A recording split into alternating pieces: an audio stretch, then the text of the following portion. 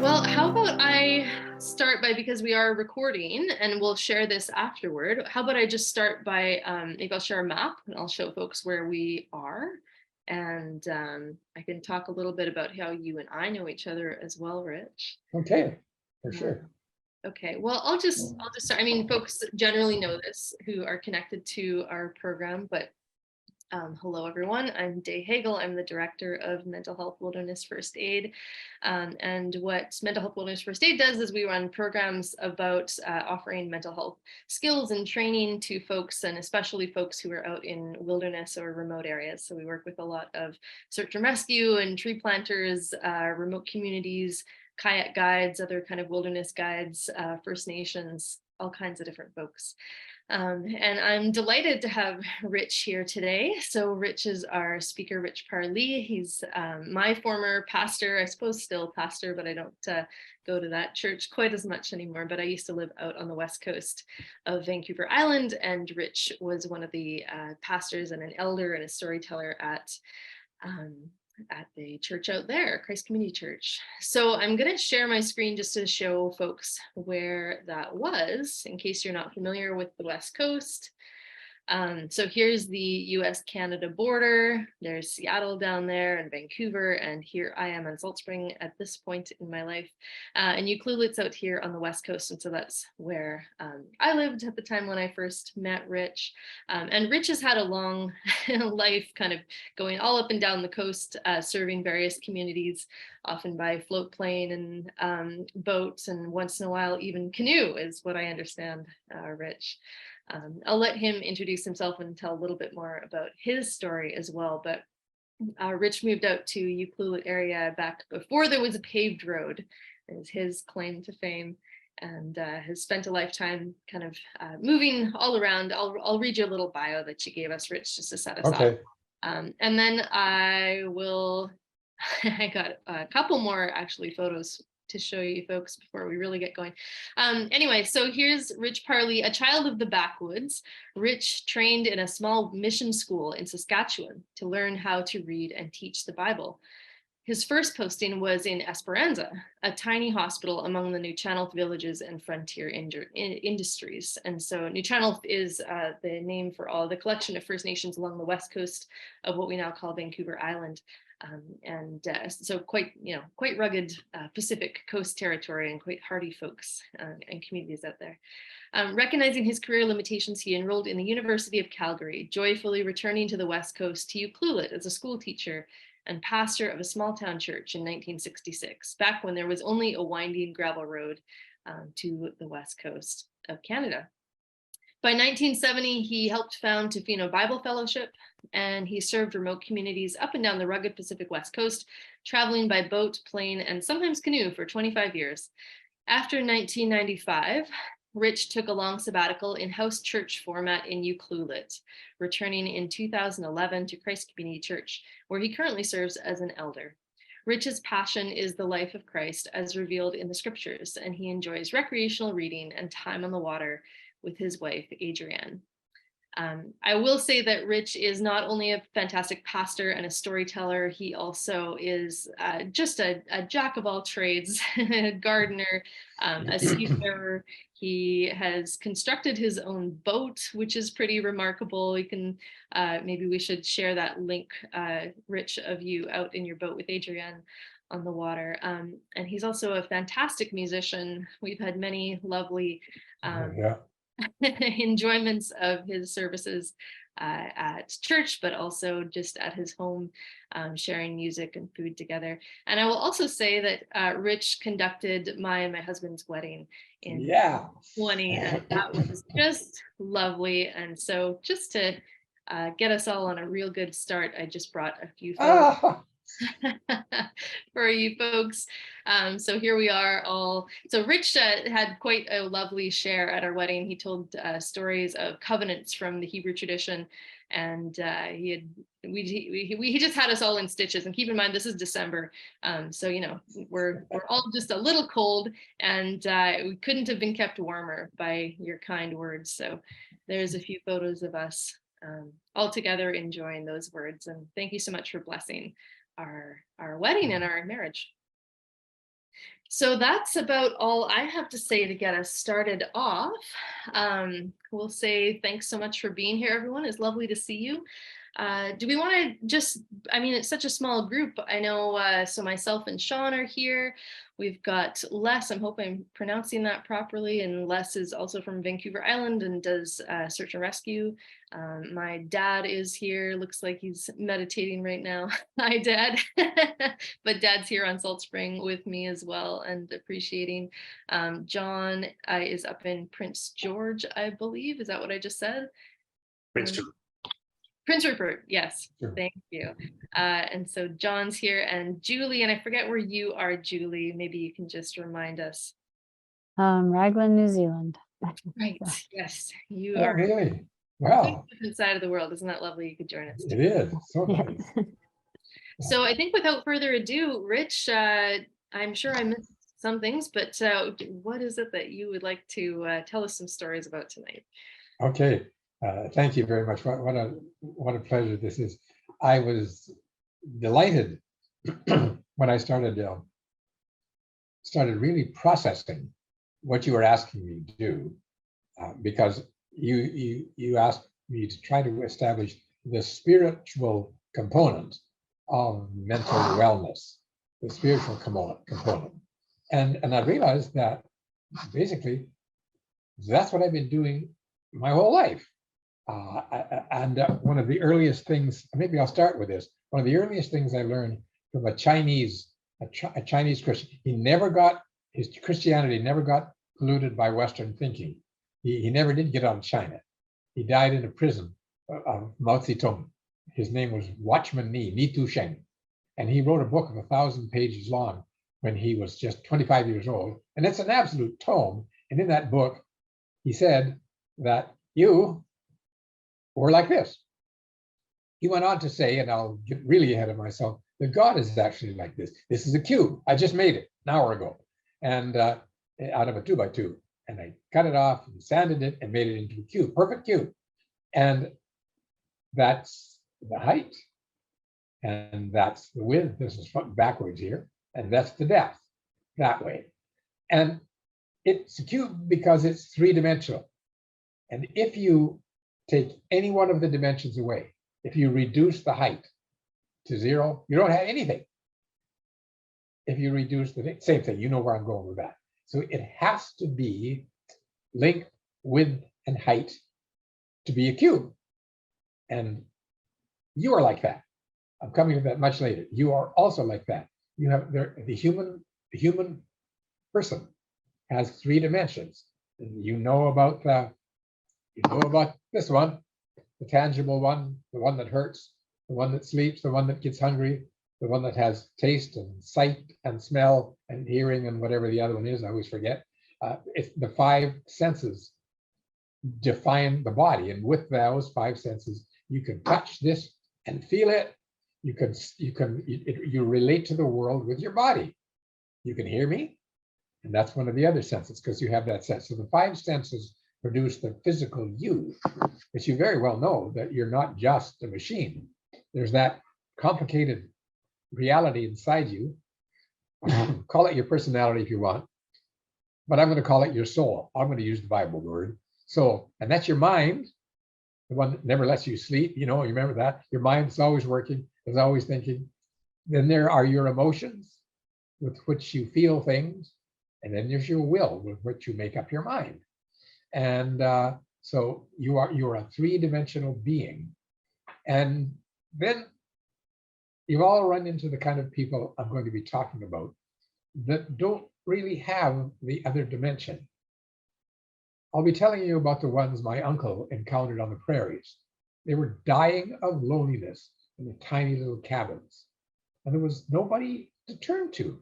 There was nowhere to go. There was no relationships with anybody. You couldn't even see the next farm. And so my uncle was a horse and buggy preacher. And he drove all over southern Saskatchewan. And that's part of my story later on. And he was trying to tell people, no, there's a 3rd dimension. And I got it somewhere in my notes here, but I think I can remember it. You got a 3rd dimension, and that's the spirit dimension. With the body, you touch the world. With the mind, You look inside and then relate to others.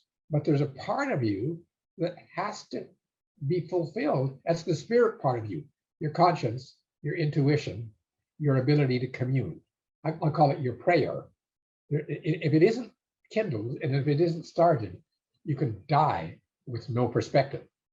And, I've spent a lot of years, really a lot of years, working with people, and I find so many, and they don't have what Day has asked me to talk about, the spiritual component to mental health.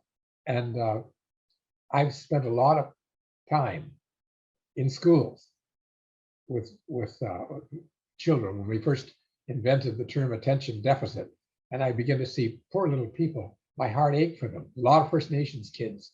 They were the most lost kids. They were so lonely.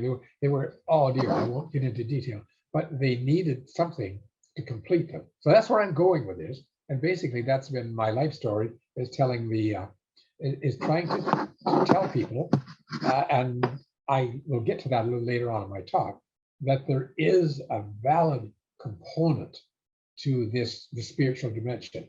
It's not spooky. It's not weird. It has been weirded. I mean, if anything has been made weird, the word spiritual has been made weird. And it means a million rather silly things. No, it's more than that, and I'll get to that later. But right now, I'm going to go back. I'm going to avoid the term mental illness. Because again, we're fracturing the personality. We're fracturing the soul up. And we're trying to separate the mind from the emotions and the will, and they're integrated. And we shouldn't fracture that. You were meant to be a perfect cube, just like God, but I'll come back to that. You were meant to be a three-dimensional, firing on all cylinders with all your capacities functioning. Okay, I'll go back to where I started. When somebody tells you to tell your life story and you're 81, that's been a long journey the last few days. I've thought so much about this, but it's been a joy. So I was born on a hillbilly farm way up in the hinterlands of northern Alberta.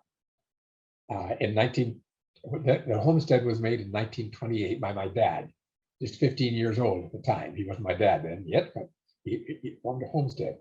And I need to talk to you a little bit, because it so shaped my life, about the homesteading movement. I don't know whether in your country or in your experience, you know what the homesteading movement was, but it was fabulous. I'll just explain it briefly.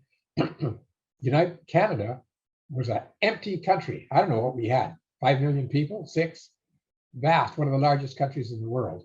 And right to the south of us was a very aggressive nation that had believed in something called manifest destiny. Manifest destiny meant that basically we Americans are the new Jerusalem, and we are meant to basically rule the world.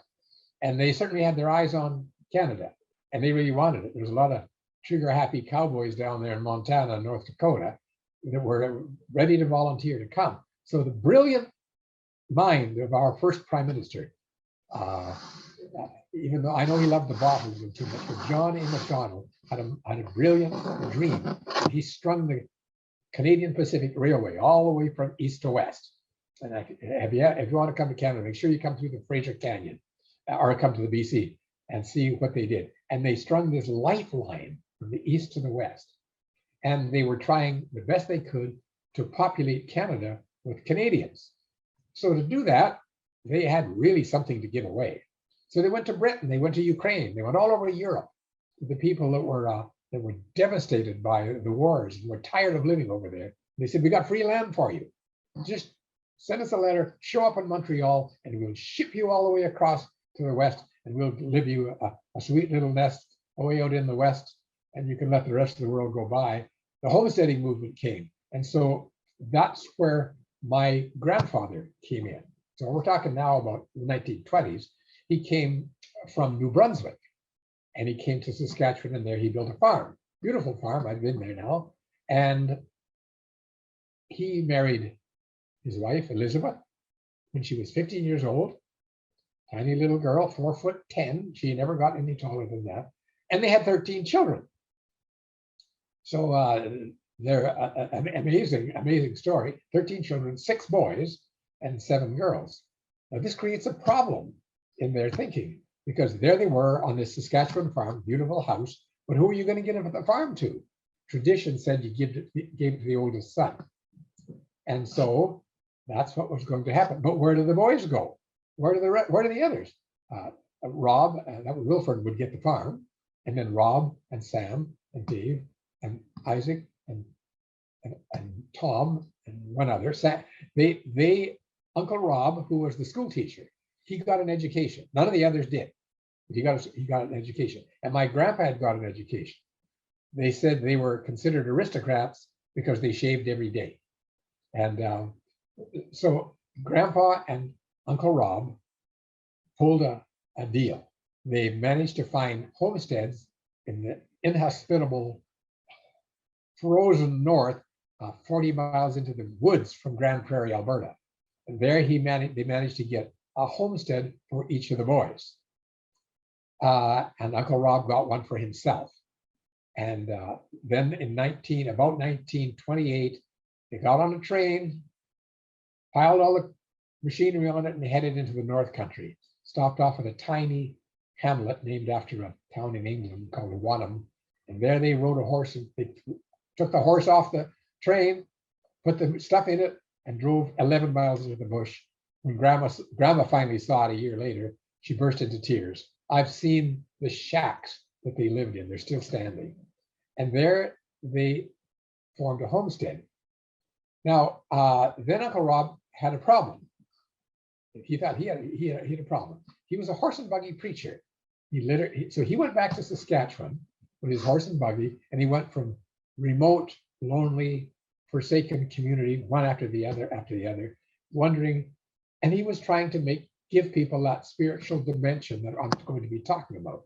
He was telling them the good news. This is how you can get a totally new perspective. And that's what he did. He never founded a church. He just toddled around on his one-horse shay around southern Saskatchewan. But then one day, I'm sure it was an answer to his prayers. He came upon the home of an impoverished English couple. They had been sent in 1909 to the middle of Saskatchewan, and they almost starved to death. They were very, very poor, and Uncle and Grandpa was depressed because he couldn't do anything very well. They got there, but then my Uncle Rob's eyes popped because in the home were 4 very beautiful young English girls, Edith, Ada, Eva, and Edna. And he said at some point, trying to keep the eagerness out of his voice, Ernest, how would you like to get some better land? I've got a homestead up there, and you can go farm it and live on it. I've even got a house, and I don't need it right now. Would you like to move to the Peace River country? Well, they got on the train and they arrived. Can you imagine these boys, Sam and Dave and Tom and Isaac and Rob, when these girls arrived? They were so tired of looking at cows and cow moose and so on. And these girls arrived, and it really happened. Uncle Rob just happened to be, like his nephew, able to perform marriages. He had a license to perform marriages. So before long, Sam married Ada. And then not long after that, Eva and Edna stood up with Dave and Tom. Tom's my dad, and he married them both on the same day. There was only one left standing, Rob, and Edith was the only girl, so he married her. 4 brothers married 4 sisters, all in the same year. I think that's some kind of a record. And then they proceeded to have children, lots of children. So when I went to school, the school teacher was Uncle Rob. The preacher was also a school teacher, and 32 kids in the school. At least 20 of them had the last name Parlee, and so I grew up in a very unique, tightly knit little area. So that was the Parlee invasion of the North Country, and and so yes, Uncle Rob. They were very decent fellows, and Uncle Rob was a believer in the trinity of human nature. He believed that people did have a spirit. Most people ignored it. Most people didn't want to do it. Most people thought it was religious and spooky or stupid or something. But he was had a marvelous ability to just talk with people and say, no, there's a part of you that needs the higher dimension. There's a part of you that needs a spiritual connection. And then he would sometimes say he needs a spiritual relationship. I was one of the people he talked to. That group that farmed together and sort of lived in each other's pockets needed a way to express that dimension of their lives. So my grandma and Uncle Rob's house had a little old pump organ that they brought with them from England. A little pump organ. She could play somewhat lamely, but she could play. So they got together and they started to have a very simple connection with each other. And I think their theology is very simple. Yeah, there is a God. We're not fighting that anymore. Yes, we can talk to him. He is good. Let's be thankful and let's be kind. That's kind of the theology and mission statement of the Westvale Gospel Chapel. So they started to meet together. A few years later, they would get together and build the little brown church in the Wildwood. They built a tiny little chapel there, and that's where I began to get my life. I will mention that the school was amazing. It was a tiny little school, sort of down in the middle of the settlement. We lived way up in the hills, and it was 1.5 miles to get to school. So when I was 6, through 6 and 7, I rode an old horse to school, and they provided a school barn. So we tied up the horse in the school barn, and the school board supplied the hay. Anyway, that was the early part of my life, and my family was always very, very interested. Now, they wouldn't have put it in these abstract terms like this. They wouldn't even have known that. I didn't learn it till much later when I learned it from Watchman Nee, the primitive Christian from China, who didn't get messed up with Western religion. And he discovered this out of the Bible, that we are three, our nature is three. We are threefold, we are tripartite, we are triadic. And so what my family knew that they wanted something like that for us. They weren't terribly good at articulating it. And so they brought to our community, a fabulous lady who I was later to meet before she died when she was 84. Her name was Phyllis McLean. She was a beautiful young lady, and she gave her life to children. She would go from one little backwoods community to another, to another, to another. And if they didn't have a church building, they'd meet in a school.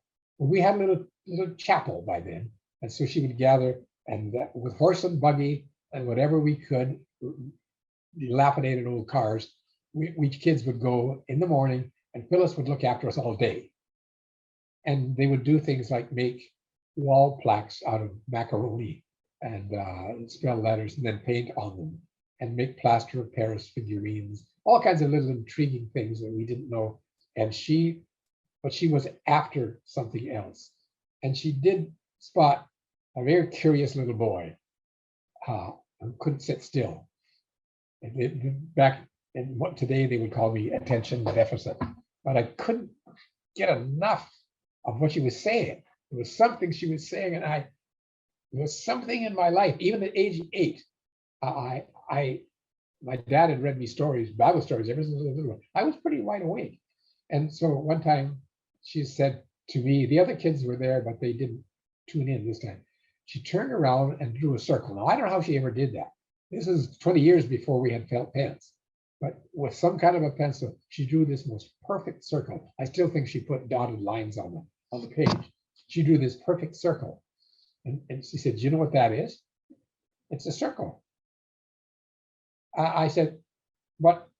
She said, "It's more than a circle. Let me ask you some questions. Where does it begin?" I couldn't even see where she began it. I don't know. Where does it end? I don't know. She said, that's God.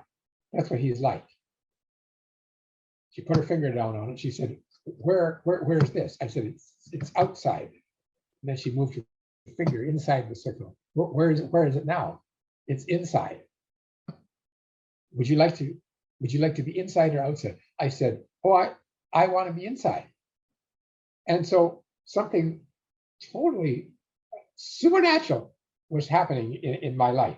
I said, I want to be inside. And then she said a very wise thing. She didn't put words in my mouth. She just said, well, you're gonna have to talk to him. Just talk to him. So it was probably the most beautiful prayer I ever prayed. I can't remember it. It was primitive, but it was me saying to the invisible eternal. And the circle is a symbol of eternal. But I want to be inside.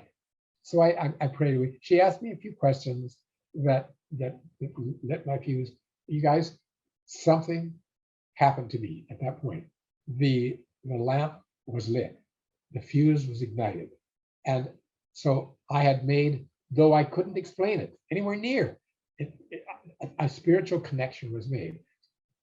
So I had given myself, at that point, however primitive it was, the third dimension. Now, I mean, in a way, I think I always had it. My dad had tried to make that connection before, but my dad was a rough-handed farmer. And he kind of said it something like this. He said, okay, boy, come sit down beside me here, okay? And he said, you know, if you think you're going to get to heaven just because you're a son of your old man, you're thinking wrong.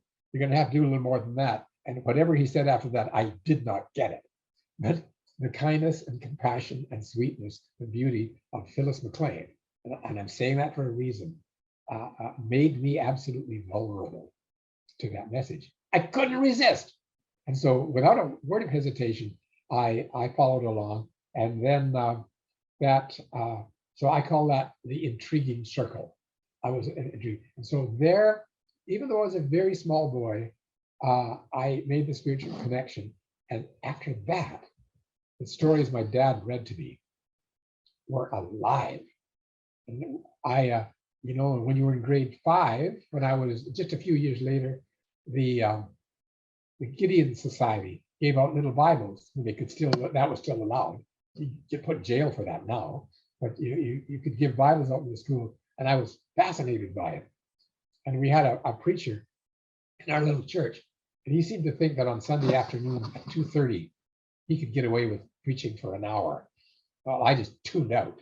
And one time I read the story of the Apostle Paul, Acts 27. It was a sea story of the shipwreck, when everybody got wrecked and they were throwing cargo overboard and everything. I was so fascinated by that story that it made me a lifetime devotee of the story. It was the story that got me. It was the story of Jesus. It was the story of Moses. Built into that wonderful old book was every story. And so I spent the rest of my life reading it. Indeed, when I was still teaching school, when they forbade me from reading from the Bible anymore, I just told all those stories. I had all my notes in a little binder with brown paper on it, and then the name of the binder was Ancient Hebrew Tales. So I told those stories on and on in school. Perhaps I'll be put in jail if they're listening now, but those stories are alive. It's out of those stories that I'm telling my story. Okay, I'm going to tell the rest of my life. I was before I went through school, I had a wonderful school, and then something happened that was fundamentally changed my life. Just 4 years later, I was sitting in school. We rode the school bus now we had a centralized school. We rode the school bus to school, and then the kids who lived in the village went home for lunch, and then they came back, and we farm kids. We were the farm kids and the town kids, and they went home for lunch, and we stayed there. And when the town kids came home, they were acting very strange towards me. They were acting, why are they looking at me? I had the uncanny feeling they were feeling very sorry for me. Nobody would tell me what it was. Nobody would tell me. Somebody said there'd been an accident. Got in the school bus and went home, and it was like a tomb. Got home, nobody home except my aunt, my dad's sister. 8 o'clock at night, pitch dark. My uncle finally came home with my mom weeping. A train had killed my dad right in the train station, not a mile from the school. So I lost my dad at age 12. And now you want to talk about the need for a spiritual dimension. What would I have done? My mom was inconsolable, and she went into like a 10-year depression. And I survived that.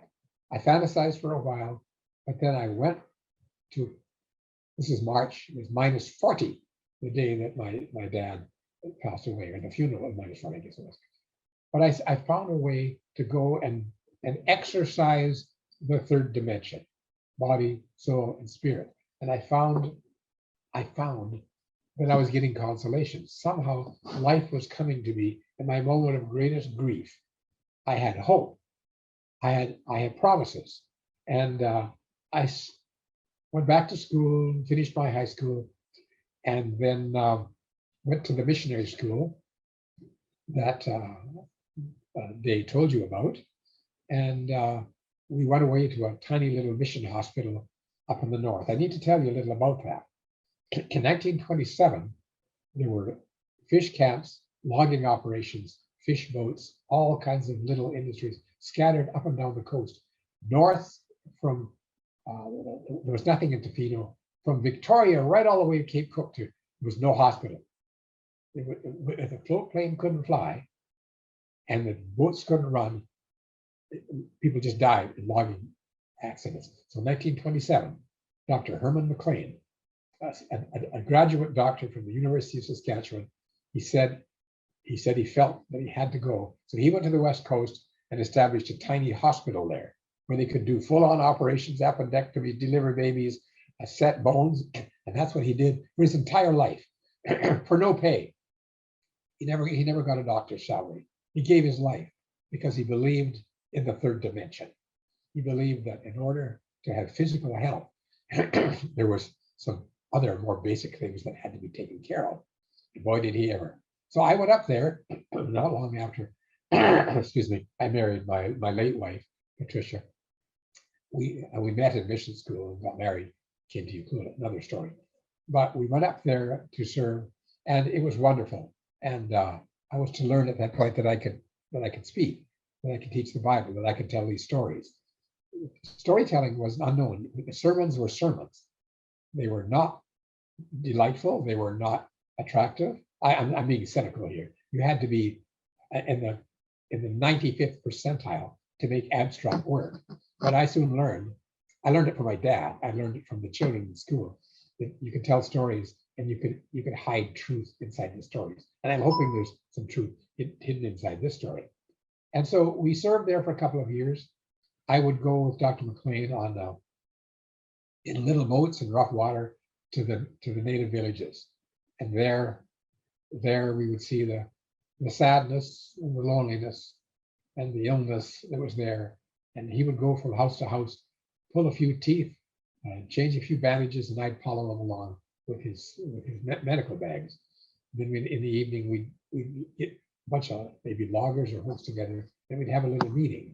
The subject of the meeting was again, if I could generalize it so much, it was that, guys, I know you have a need even though you don't recognize it, but there is a need to have the spiritual dimension in order to be fully whole, to be fully human. I'll say it again: body, soul, and spirit. Your body's alive, your soul is alive, but by the sound of you, it's dying. Your memories are full of tortured dreams. Your will is failing. Your hopes are fading. Wouldn't you like to have some way to reestablish, to get reconnected, to maybe reestablish your, wouldn't you have to have a way and a mechanism? We'll talk about that mechanism a little later on. So we did that wherever we went. And then I soon learned that you can't live on love, and that we had no way of supporting ourselves. And so it was a really funny thing that happened. It's a true story. We used to go to prayer meetings in the evening. My late wife stayed home that night because she wasn't feeling well. And it's because she was pregnant. We didn't know it. She wasn't feeling well. And I went to the prayer meeting, and then we just all sat there and we all talked. We talked to each other, and then in the simplest way, we talked to God. And then we practiced a little spiritual exercise called silence. And just, does God have anything to say to you? You guys, I'm not making this up. I sat there in the quietness, and it came to me almost this clear. You're going to go back to Alberta and get your teacher training, and maybe come back here to Esperanza to teach school. I said, okay. And when the meeting was over, I told folks, you guys, I'm leaving because I'm going to be going back to university, and I'm going to get a training, and I hope I can come back to teach in the school. I never did get to do that. And I went home and I said to Patricia, honey, we're moving. She was very unflappable. And she said, oh, okay, where are we going? So I told her the story. And that's what we did. And I went back. Somewhere along the line, as I got back into university, I finished university, I got my teacher training. They needed a teacher in Ucluelet, the grade 5 classroom. They never met me, they knew nothing about me, but the American minister that was here wanted to leave, and he wanted to go back to Hawaii where he had property. And so he went over to the school board and he said, I've got this kid that it's going to be a school teacher next month. Would you hire him? He's a good kid. And they said, yeah, okay. So without a phone call or anything, they hired me. And in 1966, I arrived. And when I got here, I walked straight into a trap, because I wasn't just teaching a bunch of attention deficit grade 5s. I was suddenly in charge of the Sunday school, a young people's group, and preaching every other Sunday morning. And when I started that, I remembered Uncle Sam. Uncle Sam was the mentor who kind of raised me after my dad died. And he sat me down one day in his formal way. And he said, Richard, it's pretty obvious that you're not cut out to be a farmer. And that was a huge relief to me. And he said, if I were you, I would either become a school teacher or a preacher. And I never remembered it till that day I stood up in the pulpit in 1966. I remembered what Uncle Sam said. So he gave me a destiny. And that's another story for another time, about how we can do that, how we can call forth high things in people because of this dimension. That is in the third dimension. You can do that in other ways. You can do it through the mind, but there was something else with that. There was an uncle who loved me, who tried to give me my father's love, who saw a boy that was certain to go astray, and he talked to God about me. And my grandma, my old grandma, the one that raised the 5 girls, she did too. And something guided me and something led me. I'm saying, I've had the happiest life I can imagine. I can't imagine having a happier life than I've had. And it was partly my uncle. It was partly my grandma. It was certainly my mom. But it was also that early in my life, I was able to kindle the spiritual dimension. Now, I don't, there's sort of Christian jargon. I'm trying not to use any of it. But I'm just saying, I'll call it the spiritual dimension. But let me go on. I didn't tell you about going to the missionary school. Basically, they took a bunch of fun kids and got us together and taught us how to work. Do you know that a full year's tuition in Miller Memorial Bible Institute was $250? But they took it out of our hide. They fed us on that, but we all had to work. And they said, if you don't know how to work, you're not much good to God. And they were basic sort of farm stock. And so I learned to work. And then after that, I went to university. Then after that, I came to Ucluelet, and that's where I have lived out the rest of my life. And now I've kind of gotten ahead of myself, way ahead of myself. I've been almost an hour, but I was going to save the cube till later, but I used it all the way through. But I want to say that whoever you are, and maybe someday I'll have the joy of getting to meet you. I don't know if I'll get to meet you, Julie, way off there in New Zealand, but if you ever come to Canada, come on out west. And I will we can talk, but I want the connection between the body and the soul and the spirit, I think works like this. You have a mind, but something needs to feed that mind. Something high and good needs to feed that mind. There's certain strategies that we learn in the old book that will keep that mind from being scrambled. So you need a connection two ways.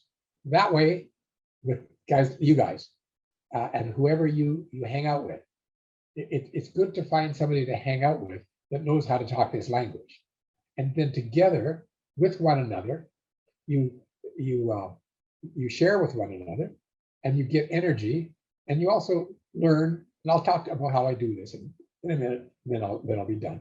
Then you learn to pray in shirt sleeve English or no English. I have a number of things I say about that. You need, because that's where the connection comes. That's where the energy comes. So the idea is whether fellowship that way or fellowship that way, you need to have that connection with I'm going to call him the eternal invisible. I'm going to take a little digression. In the beginning, God created the heavens and the earth. You're very familiar with that. John picks up the story in John chapter 1. He said, in the beginning was the Word. That's a strange word. In the beginning, and the Word was with God, and the Word was God. Well, whatever that thing, the Word is, if we could figure out what that word is, it would define God. Well, I figured it out. I've got access. I can't speak Greek. It's all Greek to me, but I can understand it. So I have books and I have Google. But the word logos in the beginning was the logos, and they translated it the word. It didn't even come close. In the beginning, from the word logos comes what English word? Maybe you don't want to say it. Conversation. Logic. Yeah, conversation comes from word, yes. And the word logic comes from that. In the beginning was the logic. Never call God illogical. I resent that, and I talk to somebody if they say that. He's supralogical, but he's logical. And my favorite Greek scholar, Spiros Nodiates, does a huge study on it. And he said, we do well to call him the great intelligence. In the beginning was the great intelligence. And the great intelligence, the word, that's just expression, was with God, and the word was God. And then he moves on, and he made all things, and him was light, and from light came life, and then his life was the light of men. That's what I'm talking about, is light. In order to have light on your mind, light on your memories, remodeling of your memories, healing of your memories, all those different things about light, you have to have a connection with the light. And he is the light. The great Logos is the light. He is the light.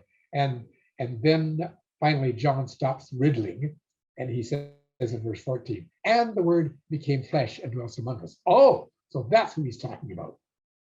So he's talking about the three-dimensional God. In the beginning, God, that's maybe this one. And then the Spirit of God was brooding on the face of the waters. That's the invisible God.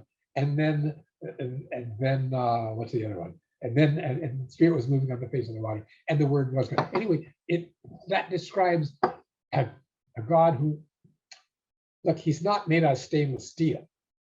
It's a relational God. To please God, you don't have to, it's not about conforming to a whole bunch of religious rules.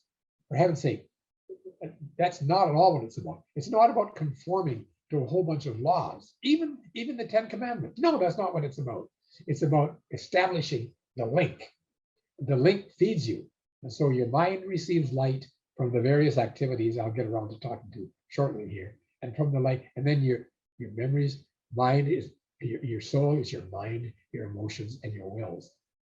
You ever feel like your emotions need unscrambling? Do you ever wish that you could do something where you could deal with that long-term anger, that one that's haunted you since you were a child? That's the leading cause of, I'll have to use the word, of disorder. That's the leading cause of illness. I'm going to quote from my favorite, write this word down, Carolyn Leaf, Dr. Carolyn Leaf. She is a Christian. She has 1 million podcasts. She's South African. And in them, she says something like this: the science is in. I've done the research. She has a PhD in brain research. And I can tell you that overwhelming majority of all our physical ailments even are caused by distraught emotions, hidden grudges, hidden hurts. They'll make you sick. They'll make you die. And it's true. It's absolutely true. And I have seen it. I have felt it. I have done it. I have helped with it. There's healing in this connection.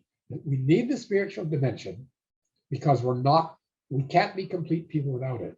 And so I just went to some time ago. She was the most nasty, toxic woman in, but I used to visit her all the time, and she told me about all her trials and all her life, and I just could not get her out of her frum that she was in. Then she got cancer, and she was in the hospital, and she was dying.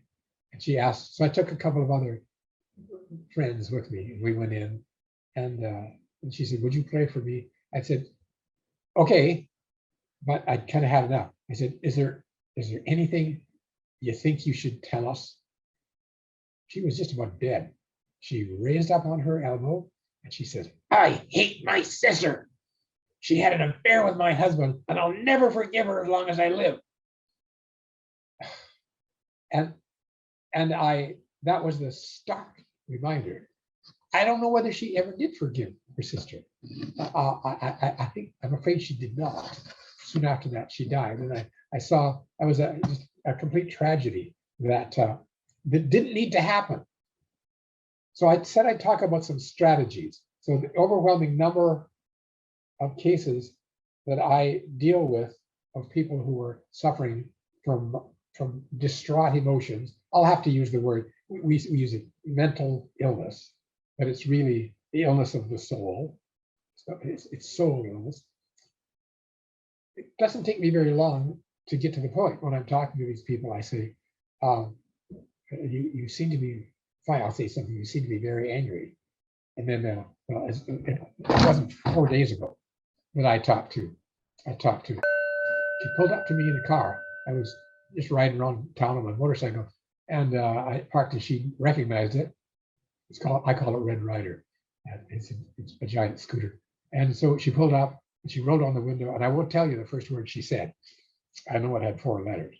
And then she just dumped all over me. And she told me about another woman who had been her friend, and the other woman had got talking to her daughter from whom she was estranged, and it was none of her business. But she got talking to her, and she says, I hate her. She spoiled everything. I'll never forgive her. And then I said, well, then, my dear, you're going to be sick for the rest of your days. You're going to get ill in your mind. You're going to get sick in your body, because what you just said made your endocrine glands produce a toxic brew of chemicals that'll kill you. That's anger. That's repressed anger. That's hate. All came out. You can't live that way. You're not going to live that way. So I said, I'll make an arrangement with you. I'll set up a meeting. We'll get together and we'll meet, and you can talk. I'll let her talk, and then you talk. And she said, it better be outside, because I'm probably going to yell. Anyway, that one is pending. But what I'm talking about here is the greatest pain reliever there is: forgiveness. Well, there's 3 words. I'm going to use some 3 kind of theological words. One is repentance. There wasn't time to repent, and she died in a toxic mood. But this other girl's got time. Repentance, and all that means is a change of mind. It's the mind. It's an act of the will. It's an act toward the healing of the soul. And it says, okay, this thinking is going to kill me. The preacher said it was going to kill me, and I feel like it is already killing me. So there's a change of mind. That's what repentance is. Start to change your mind today and begin to think differently. I don't like talking about sick minds, but I will talk about bad thinking. So I can talk about that and not seem to insult people. I can tell people your thinking is wrong. But that's okay. But I can't tell them that they've got a sick mind. So I said, your thinking is wrong. So they need to change their thinking. That's called repentance. And then they need to turn around and begin to take some action. And that's called forgiveness. It's the happiest, most thrilling word in the English language. I have seen miracles with people who learn to forgive. I've had people who hated each other, eyeball to eyeball, and watched it. Okay, I'll tell you an example. I went. There was a backhoe working next door, so I went over, and I always do that. I always go over and I talk to him. He was a mechanic, and he was raging. But I instantly liked him. But he was raging and fuming and fussing. And he said, I wish that damn boss of mine would give me a chance. He would recognize that I know something. He makes me so mad. And so I could see I wasn't going to get anywhere. So I invited him down to my house. And that's what we do. And we had a meal together. And then he started raging about his boss. And he was raging about it. He was so insulting. All the work I do, he finds fault with it. And he tells me how to do it. And I already know. And so he's starting to foam at the corners of his mouth. And so he said, what are you looking at me like that for? I said, you can fix it. It's fixable. And I'm talking about the spiritual dimension now. I really am. It's partly the soulish dimension. I said, Brent, you just need to forgive him. How do you spell that? He had absolutely no idea what I was talking about. So I told him a story about forgiveness. Told him one of the many stories. And he's a wonderful guy. In fact, he has become a believer. He's unconventional. He's the worst. He's the worst language believer I have ever heard. He hasn't got a healed of that yet. That doesn't matter to me. So he got back and before he left that job, he got a relationship. Let me tell you one more story. I remember I took one look at her. I knew what happened to her. Some terrible abuse had happened to her. And later on, she came around and started visiting, and she said she wanted to believe. So my good sister let her do a belief, but the anxiety was not there. There was something still haunting her. So one day she came over and she said, Rich, nobody calls me pastor. I won't answer if you do. My name's Rich, and don't call me Reverend. Then I really won't answer. But she came over and come and sat down beside me. What do you want to tell me? And she said, it's a terrible story. And finally she told me, she said, my dad had sex with my sister, and that's where I came from. I'm a child of incest. And I said, oh, how can you bear it? So we emoted for a while. We felt for a while. We cried for a while. And then she said they're going to try my dad in court in 2 weeks. I talked to her about forgiveness. I felt terrible, because how can you ask a girl to forgive somebody for that? I didn't ask her. I just said, it's out there, it's available.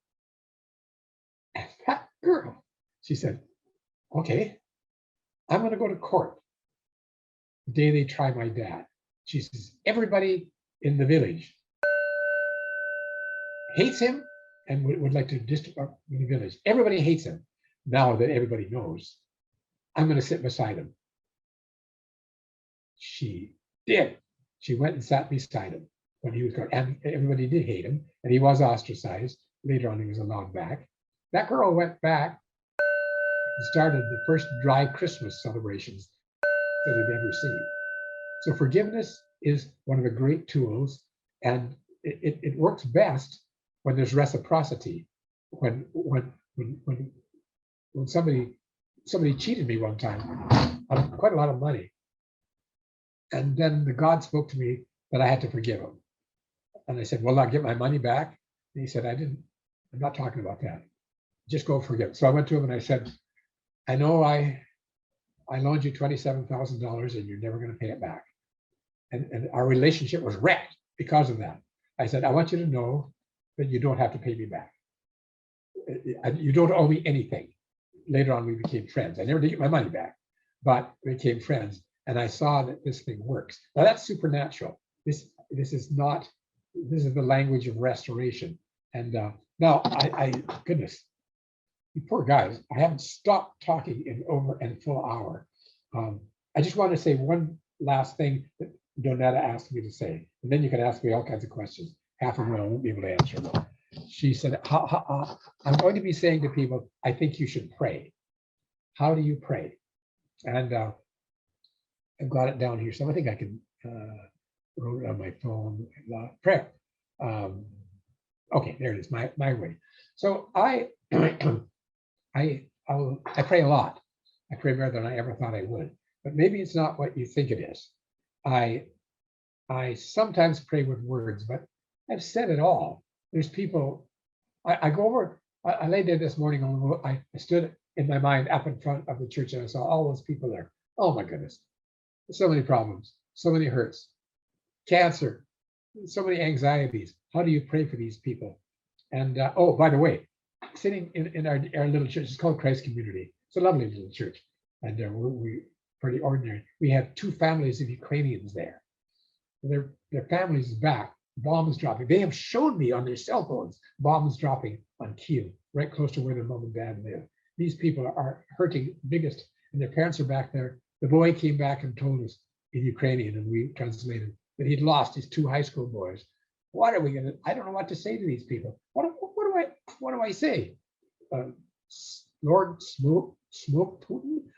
But no, the words fail me. No matter. When I think of sitting there crying out of anxiety because their 2 sisters are back there now in Ukraine. They're full of faith. What do you say? Do you want to hear my prayer? Oh, it's called groaning. I pray with my guts.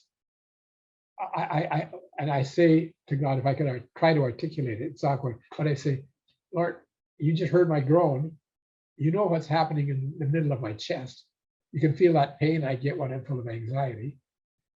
Could you please read that? Do you have a reader? Do you have an emotional reader? I tell you, God says yes. Yes, he does. He can read my thoughts. He can hear my groans. He can, I sometimes talk to him. Sometimes they require words, but I talk to the invisible attorney. Sometimes, just to show you that prayer can be creative, sometimes I pray with pictures. My son almost died last month. He's overweight. He had a terrible, terrible bout with thrombosis and almost died. And I didn't know how to pray for him. Of course, I prayed that he would be healed. By the way, he's well. We're talking today. He got through it. But I see him in my mind, not as 270 pounds. I see him as the slim boy. I pray in pictures. I see the boy that I want. My God also has a video reader, and he knows what I'm feeling. He knows what I'm groaning, and he translates it. I could give you a Bible verse. I will. There's a Bible verse in Romans 8:26. It says, "We do not know how to pray." Look it up. We do not to pray, but how to pray. But the Spirit understands us, and he takes our prayers and turns them into the message. He can translate your deepest hurts. So I'm going to say that the spiritual connection is very, very important, and there's many, many ways to pray. But really, what I usually say when I'm talking to somebody and they express an interest, they don't want to do anything religious, I just say, God is invisible. Do you know that? The one of the dimensions of God, we talk about Jesus a lot, and he was God made physical so we can read him. But the other, God is basically mysterious. I said, would it comfort you if I said he is invisible and you can talk to him? If you talk, you're not crazy. Just talk to him. Just open up a channel. Just open up a channel and start talking to him. That's the best advice I ever gave anybody. That's what I'm doing lately. So that's I think I've done enough to complete the idea that I had. Thank you for being such patient people. I guess you didn't have any choice, but I'd like to welcome any questions you have or any clarifications you'd like. I'll do my best. Thank you so much, Rich. I'm happy if folks want to like unmute themselves or use the hands up function or drop something in the chat and we can read it out. And maybe I'll reflect on something myself as you were talking, which is, yeah, it's something about, you were talking about forgiveness, and I guess I need to be a little bit curious about this, because I'm aware that while you were talking about forgiveness, I felt angry. Yeah. And I think when I think about forgiveness, it's like, I don't know, there's some quote that just came to me. It's something like, everyone thinks forgiveness is a lovely idea until they have something to forgive. And you just made me aware that, as soon as you were talking about forgiveness, it's like, these couple of things that have happened quite recently, it occurred to me, and I was like, no, like, I don't want to forgive them, right? And philosophically, I think I can understand the idea of forgiveness, and I'm just aware that in my body there's this like burning in my chest when I think about forgiving these people. And what does that mean, like, to try to forgive someone that you maybe still like harbor that anger toward? Or maybe you're talking about forgiveness as curative for that anger, right? But also, what about justice? Like, how do we have justice and forgiveness at the same time, or how do we have a lens on that? Excellent. I use the word forgiveness. I typically don't now. I call forgiveness the F word, because it always makes everybody mad. Because as soon as I would say to somebody, I forgive you, they'd say, you think I did something wrong. And there's that accusative side to forgiveness. So I'm trying to temporize it a little. So let me tell you the story of, to try to address what you say. We sponsored, our little churches around here sponsored some refugees, and they came here way back. Right, they were rescued off of island where the pirates, where there's a refugee camp. Before they got to the island, the pirates invaded their little boat, stole everything that was loose they could find, poured gasoline in the brown rice that was going to be the diet, and they arrived on the island hungry and starving. And these tragic people finally ended up here in Ucluelet, a young couple. I was perfectly happy to leave them as just a young couple. I found out they weren't married and I didn't care. But somebody insisted that we get them married, and so we did. And that's another story. But I went to their house, but he was so angry, and I wondered why. I've never seen anybody so angry. You talk about unforgivable. But he was angry, and finally I talked to him one time about why he was so angry. He said, you know M16? Because that's a machine gun. You know M16? And I said, yeah. They shoot all my relatives. They kill everyone, M16. And then he literally did a cartwheel in the middle of my living room to show what happened to his family, one after the other, as the Viet Cong murdered every single one of his family. Now that is unbearable. And I didn't try to address it at that time. But later on, this young couple had two beautiful children. And later on, all his anger kept coming out on his wife. She said, always blame me for everything my fault, blame. And one day, she got angry with him. And she said to him, this is so bad, I'm glad they killed all your relatives. And then he slapped her and knocked her down. And that was a mortal wound. And that was the end of the marriage. Now this amateur gets called in. What are you going to do? And I didn't know even where to start, because for instance, by the way, their language does not have a word for love. They had to borrow one from the French. They don't even have a word for love. Forgiveness, way over the top. How was I going to do it? Well, I told them a story. So this is where I'm going to try to answer your question. I told them a story. I told them a story about a good man. He was a beautiful man. He was kind to everybody. He loved everybody.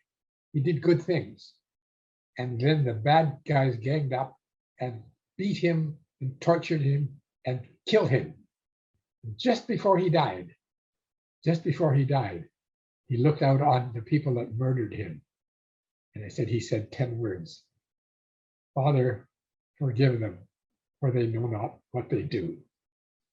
The dilemma of forgiveness stems from that story. I was later on able to tell that story and get him to say, okay, the only way I could get it through to him was say, just pretend it didn't happen. Say it didn't happen. And somehow that clicked a little bit with him. It did happen. And he said, oh, okay, I try, I forgive. By that time she had long gone and never got together again. But I saw him get some peace. She never did. Now, that is a horrible story of a virtually unforgivable sin. Same with my story. How do you forgive somebody for that? So I'm saying, the dilemma is proof that we need to tap into a higher dimension. If we don't understand at the human level, at the mental level, at the cerebral level, forgiveness is too big. But if we can tap into the spirit level, that's what I'm talking about now, I believe we will find somewhere to forgive. And now I'm going to tell you what I do. I run into insults. I went down to the co-op store the other day, and there's a woman. I busted her son for selling marijuana in school one time, and she was already insane, and now she's just raving crazy.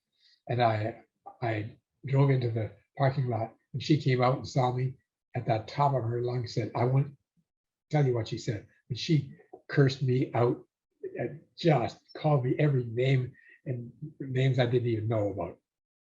And I did my shopping, feeling really terrible. And then I went home and I went into my shop. I'll just make up a name. Her name was Lyra. And I went into my shop. And this is my secret. I went into my shop and I said, "Lyra, I forgive you for all the things you said about me. I forgive you. God, you're my witness. You heard me forgive Lyra for the things that she called me. That was really cruel." It takes 20 minutes. And I think that there's documented proof, 20 minutes. After 20 minutes, it takes that long for the junk to you stir up in the fishbowl for it sort of to settle out. Give yourself 20 minutes. And I've done this lots of times. And so what I do is, Day, if you can't process it, say it. Say it. Not necessarily to them. You may not need to do that because they may be very hurt. Maybe just swear at you some more. But I think it needs to be said, because then what are you doing? You're praying. You're talking to yourself, and there's lots of that. You're talking to yourself. You're saying, "Lyra, I forgive you for cursing me out. I forgive you for stiffing me for $27,000. Say it." And one of my first remarks was, the first sentence that's in the Bible is God created. He was a creative God. He spoke reality into existence. I don't want to be weird and spooky about this, but if you say it and you witness it, sometimes you might need to go to another person whom you know and love and trust and sit down with them and tell, "This is all the story. This is what Lyra did to me." And there's a very interesting passage in Matthew where it says when somebody really, really wronged you, you don't go talk to the neighbors about it. You go straight to you and you try to make it right. And if he won't listen or she won't listen, then you take 2 or 3 others with you who know how to love. And then in the company of 2 or 3, you then, but I can't guarantee that anybody will ever reciprocate. But I think I can say, I guarantee that you will find freedom and that pain will go out of the middle of your chest if you can say it and speak it into existence, and it will come to pass. I like that you mentioned it as an option to say it and not necessarily to the person. Like that might not be how it forms, but maybe that's not the most important. Most of the time I don't until later. You got to wait till the storm has subsided a little, because there's just going to be the anger just basically messes up everybody's head. So yeah, it often takes a while. I've seen it take a very long time. And I don't care if it happens again. Look, let me be selfish here. Don't do it. I didn't do it for her sake. I have no control. I've never been able to do anything with her for her, but I did it for myself. I had to get that poison out of my gut because it's going to kill me. So I have to offload it. And for me to cherish that $27,000 grudge, I was to poison myself. Maybe I wouldn't have made it to 81. And I honestly believe that a life of release and forgiveness is one of the guarantees of a long life. People say to me, they say, why don't you at your age? What's with you? And I say, I have a happy heart and I don't hold grudges. And it's not that I drink whiskey every day for breakfast. It's that I have a happy heart and I don't hold grudges.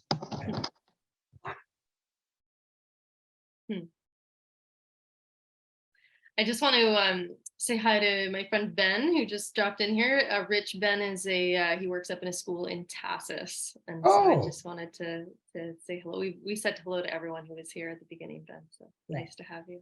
I know Dean Johnson, the principal. Well, anyone else?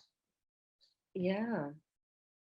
It was interesting to me. If anyone else wants to jump in, please feel free. But otherwise, I'll just keep reflecting. I was just thinking as you were talking, Rich, too, that some of what you're talking about is like horrendous stories, right? Like horrendous trauma stories from people's lives. And I was thinking about, as a clinical counselor, working with people who have had like horrendous things happen, right?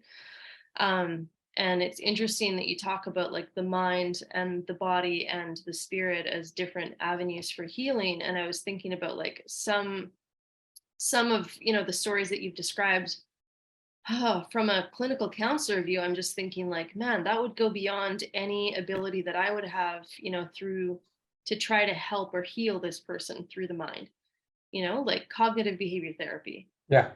Would get us nowhere with somebody, who'd had all of their family murdered and something like that. And it's just like, I mean, it's very difficult for me to even imagine. I think I have to do a lot of work in this area, but there's something that maybe like, it's almost like only a spiritual connection could begin to address and offer some kind of healing for. So you've just given me a lot to think about. So thanks. Yeah. I think so. Just saw Les drop in the chat. Yes. You're off to a search and rescue meeting. Awesome. Wow. Thank you so much for being here. Yeah, and Les has a history in Ucluelet since 1963 as well. So, wow. Any other thoughts, reflections, curiosities from Rich's share? Yeah, how can I get my friends to listen to this? Like there's this narrative around faith that sometimes happens that I think I have friends who can't relate to it. Yeah. And it's really a shame because when they hear that narrative all the time, you just highlighted so many reasons why it's so important, and hearing it from someone with way more life experience than I do, it's super encouraging on my end. But, almost every sentence you were saying, I was like, oh, this person needs to hear this. Oh, this person needs to hear this, And it's just, it's hard to communicate it. I think my personality in particular, like, people are just like, you're crazy, but, hearing it from the way you presented it and with your background, I think would have a lot more influence than I might have. Yeah. But even when you mentioned the farmer thing, so I live on a dairy farm outside of a small town, but it's well outside of the nearest city. And my flatmate is 26 years old and owns this dairy farm. And she wants to be a teacher or a pastor, No kidding. So when you're saying that, I'm just like, oh man, okay. My partner and I just had this discussion about anger and where does it come from? Not sort of rational anger, if there is such a thing, but that like deep-seated, like it just comes up anger. But then when I point, like, oh, there's this spiritual side of it, and they're like, oh yeah, but like I don't want to be judgmental against other people, you know. So it would be really cool if there was a resource for them to hear, you know, your story, stories like that they can maybe relate to, that are just really real. I think is maybe the word. Thank Yeah. you. Well, in a practical sense, we are planning to edit and then post this recording. So I'm not sure if that would make them interested in listening if they're not Oh, interested, but cool. practically it will be available. Yeah, I'll definitely share it. Yeah, that's awesome. Cool. Yeah, thank you. Just thank you very much for Oh, being willing to share and taking the time to do that. The first hour you said, "Oh, thanks for your patience." It went by so fast. So, yeah, I don't know how much patience it took on my part, at least. I really loved hearing what you had to say, and it is super encouraging to myself, being between like science world and friends that think faith is this certain thing, and then, you know, our youth group here and stuff. So I think there's a lot. I was taking notes, a lot of things that I will reflect on and hopefully bring back to youth as well. thank you. You're very kind. I really enjoyed your prairie stories. It was really good because I'm sure that so many people in those days went through so many things similar. And yeah, it was enjoyable to hear that. I really like the third dimension theory or Yeah. truth, actually. When people can't get well themselves or get along in the world or see the world in a good light without that spiritual dimension. Yeah. And that's what we're all here to discover. And it's good for us to remember that whenever we're dealing with people. Especially like you said about forgiveness, you know, people have wronged us or whatever, that we have to realize that they probably don't have the spiritual dimension. Mhm. And so we have to remember that. And that's part of the reason for being kind to people, because, Exactly. yeah, we want them to feel that kind of love so that they can, because that's what they would feel then, that third dimension, and realize themselves that that's likely what they're missing. And for ourselves, when we don't, you know, we're not behaving the way we should be, we question ourselves, like how much are we on a spiritual plane at that time.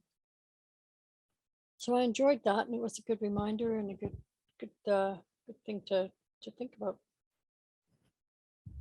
Thank you for that. Well, we've got a few minutes left. I do like to wrap things up at 7 because I know everyone's, kind of had their biological clock set till that time. So, yeah, any other thoughts, questions? I have one more on the back burner if no one else has anything right now.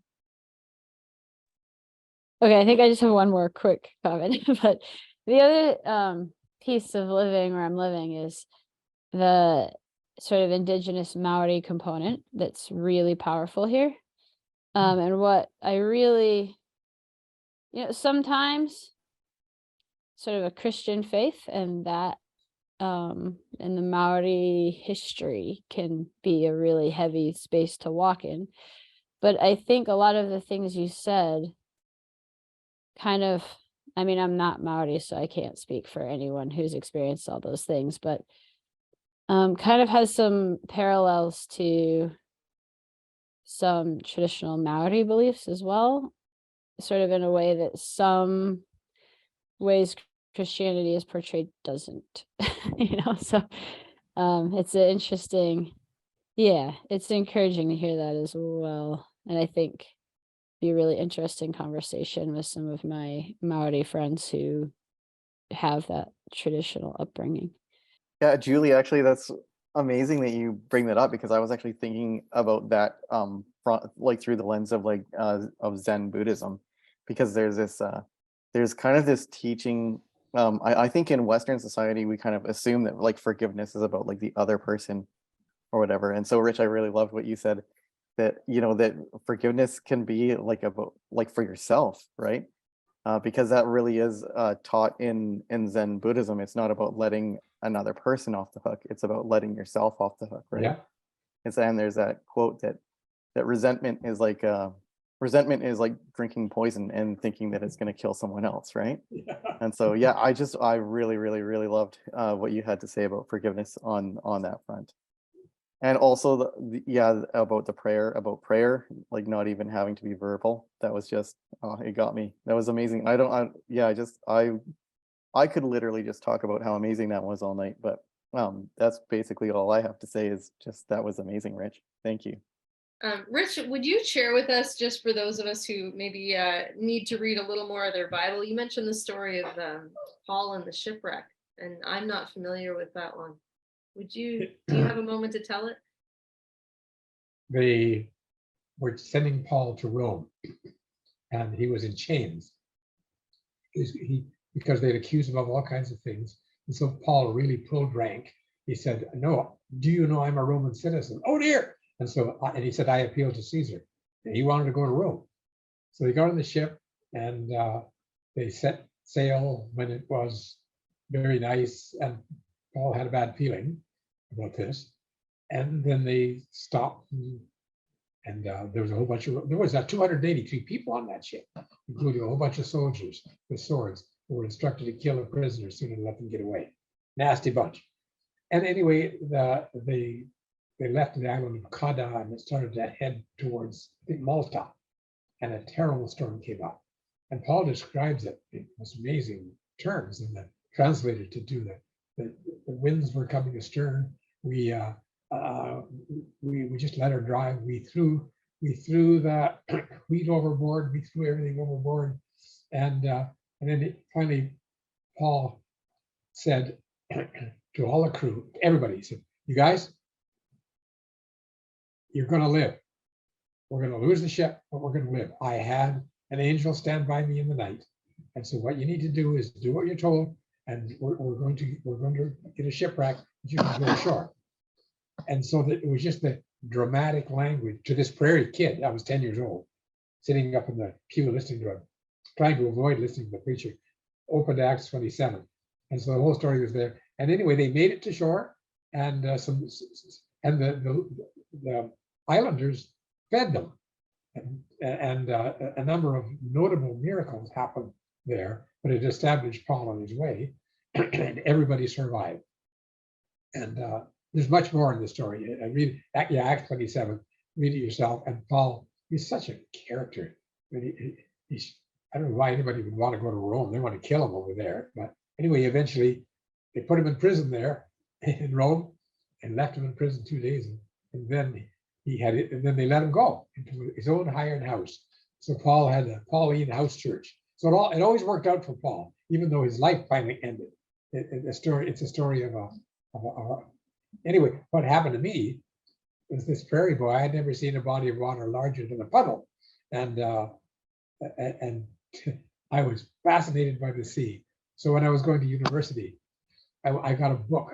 I still have it on the Vikings. And they were the most horrible people. I descended from them, but man, could they sail? And the pictures of them at sea and their boats, and I wanted to do that. So one of the first things I did when I got to Ucluelet was build my version of a Viking ship, and I built 11 boats actually, because I can't get it's fun. So that's it.